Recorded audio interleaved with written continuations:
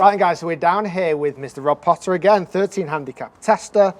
I'm expecting this handicap to come crumbling down soon. Yeah, I've had some struggles this year. I've not played as much as I wanted to, but I have struggled. But it's getting better now. The scores are coming. The scores are actually tumbling down, so I'm getting there. We've got this. Getting there. So we're going to be testing some irons today. We've done some testing already on the channel, and we've got the Benross irons. So we've got the Hot Speed 10 and the Rip Speed 10, and also I've got this one over here as well, which we'll do as a separate little video as well, because this is the Gold Speed.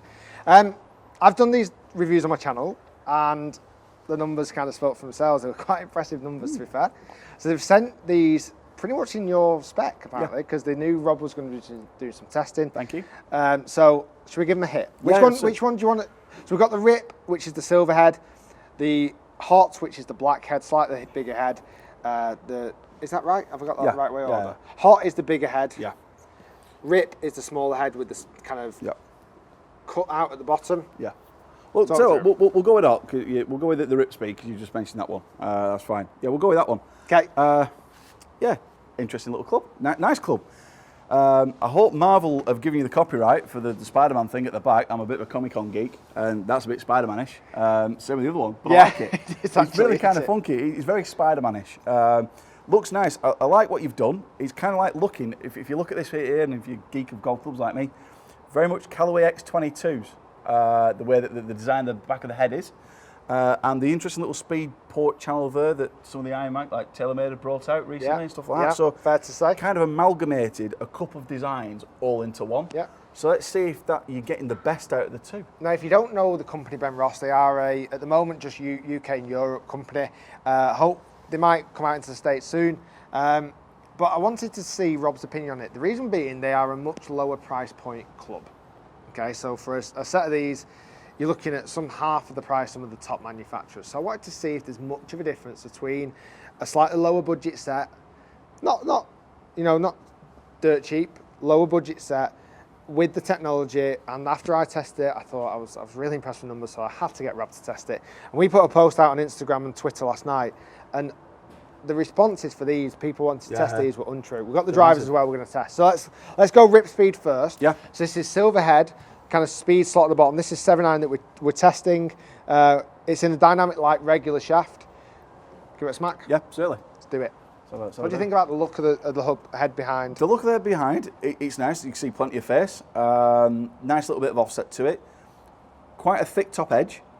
Which again is going to bring people some confidence. It's quite boxy in shape. Yeah, it is. Yeah, it's not the most say sexy design. It's not got catwalk looks. No, and it probably doesn't maybe have that finish of like a premium expensive product. Yeah, and that is possibly is that a bad thing? No, is it if it still performs? Look, I'm saying that it's certainly not a 10-pinter. It looks all right. If you don't know what that means. Are we explaining that right now? Are we doing that? You can Google that. So if you've got your beer glasses on, this is like if you've got your golf glasses on. Yeah. So let's go Rip Speed first. 7.9. We'll hit a few shots, then we'll go on to the Hot Speed.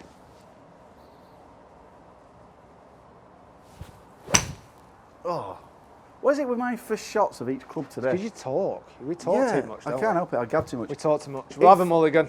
I'm gonna be honest with that though. Despite the fact of being a mulligan, it's a very heavy club. Okay. It's heavier than the ones that we've tested so far today. It's interesting because it is a light shaft. Yeah, it could be the light shaft that's making the head feel heavier. Which it's only 85 gram, yeah. But it does feel a very, very heavy club. I was quite surprised at that then. I thought that's what's really throwing me out as I was swinging it.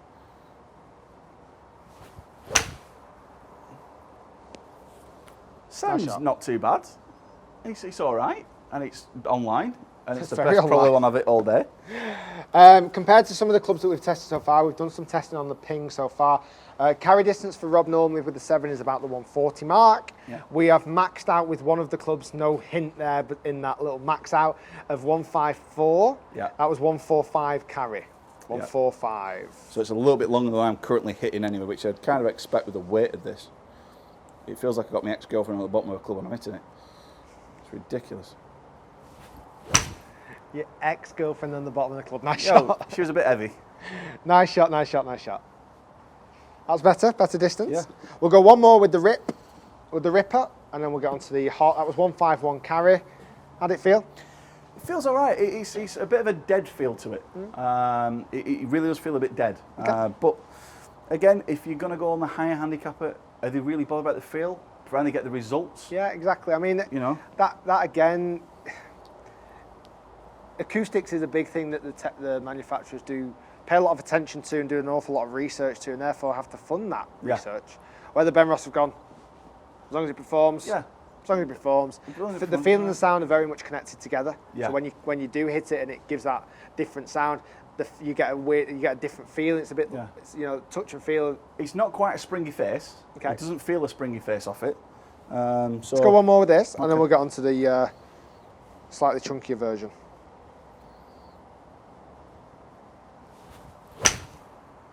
Nice hit. Nice hit, sir. Mullered that. Long. Mullered that. Nice shot. Long. On 5.5. Nice surprise. I'll swap you over to the hot. Christy, Talk us through the hot there, Robbo. Hot one, again, Spider-Man effect. That's more like a Spider-Man sequel. So, yeah, that's ace. I like the colouring on it. I also like the contrast. Now, the contrast I'm saying with that one is some people might not like it, but with the kind of the black nickel finish, and then having the slightly different grey colour on the top line of it and also on the face of it, I like that. I do like the contrast. And there's kind of a white framing, the white grooves. Yeah, with the white grooves on the sides and on the bottom groove. Does make you look at, this is where you want to hit this golf ball. Right here. Yeah, just right there, baby. It's just kind of one of them. Yeah, It's it highlights the sweet spot. Yeah, it does highlight the sweet spot. without putting a golf ball mark in it, like what some manufacturers have done over the years. Absolutely. Have a little practice swing with this before you hit it, just to get used to the weight, just in case it is much different. It's the same shaft, 85 gram dynamic light. It feels a little light. lighter. Okay. But it probably isn't. But it is a bigger head. It is a bigger head, yeah. So let's give this a go. Hot speed. This is going to produce a white line when he hits this one instead of a red. That first shot, you don't quite get it away. It's not bad. It's down there, a little bit heavy. A little bit heavy. It's actually done really well. A little heavy, and it's gone that distance. Was that all right? Was that nice? Yeah. I don't know whether it was the sound that tricked me then. It was just a midge's what's it heavy. Okay. Just a I midge's. don't know if there's just the sound. It was something that wasn't quite. I don't know. Perfect. But there was still there's a spring off this. Okay. There was a bit of a spring off that. It could have been a spring off the turf. I don't know. I was quite impressed that it actually still managed to get to where it got to. Yeah, they got past ladies' tees. I'm really impressed with. It saved an embarrassment. That's a great shot. That is a good shot. You do hit it good on videos. I know. I need a video all the time following you. I need to be videoed on the course. Is that Because my scores are coming down. I'm getting really close guys, to click scores. like if you'd love to see Rob on another course vlog.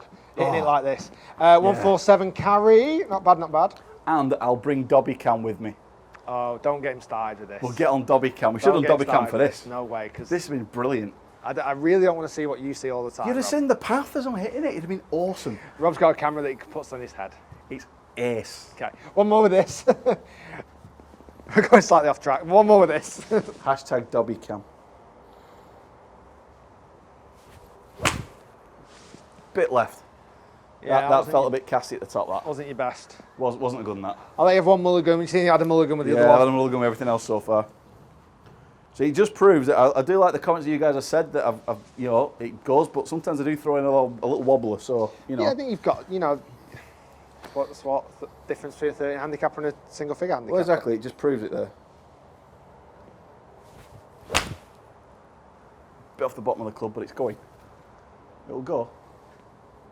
It's got done all right. Yeah, it's off the bottom of the club, that one. I fell out straight away, but it's gone. You can see because the release on it. So what do you reckon? So not quite as good a yardage on the hot. I'll show you the flight so we can have a quick look. I mean, 3 with each. I'll give you some ball flights so we can see. Red one is the rip, much higher. Yeah. I noticed that on the very first one, even though you caught it a tiny bit heavy, it came out so much lower. Yeah, I know. Dispersion, let's have a quick look at that. So we can see the red one was a little bit longer, white one maybe slightly smaller dispersion. That's the hot against the rip. And we'll have a look at some figures. So rip is on the top row, the 3 golf shots in red. Red text on the left-hand side, or red logoing. And we've got the hot in the white. Let's have a quick look. So club head speed, not much in it. It's a couple of miles per hour, but it's insignificant anyway. We're actually not going to HMT dots on, so that's only a bit of a guesstimation. Carry distance on the rip was 150 carry on average. Okay. Hot was only 143, but you did throw in that bad one of the last one, which was 137. But even the two before that weren't hitting 150. A little bit shorter on the hot there, which is odd because that is the slightly bigger forgiving club. Yeah, I don't think I hit this one as good, personally. But I do like this. It was kind of set up all for everything should have been better. You like the look of it, you like the weight of it, you love the framing, you loved everything else of it. But just maybe on that little test there that we did, maybe didn't hit it quite as good. It's fair to say. Yeah, I'd say that. Total distance, again, it's just a simulation. 163 opposed to 159. Spin rates around the 3,000 and 4,000 mark, so around that mark. Yeah. What do you think? You tell us, Robbo. Right, I've got to admit. Sorry, but us golfers are very snobbish. We are very, very snobbish. If it's not one of the big blue chip company names, we don't go for it. You walk past it every time. You know, I had a Solex 9 iron that I got from Argos once. That's I rest my case, and that was just minimum bottom of the range, pond scum kind of iron. But it worked. It was one of the best irons I've ever hit. So golfers are very snobbish. These Benross are very good. People like walk past John Letter's stuff.